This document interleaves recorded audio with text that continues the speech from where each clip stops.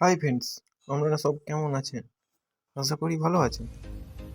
আজকে তোমাদের দেখাতে চলেছি 30 সেকেন্ডে 30 টাকার এলইডি বাল্ব রিপেয়ারিং করা। দেখুন এবং শিখুন। মাত্র মাত্র মাত্র 5 টাকা খরচ করে বাড়িতে বসে বাগান। দেখুন, এই যে কালো পড়া আছে এলইডি ল্যাম্পটি কেটে গেছে।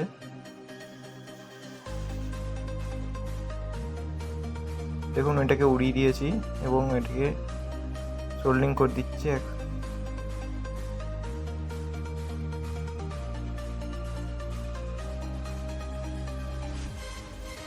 দেখুন, করে দিয়েছি।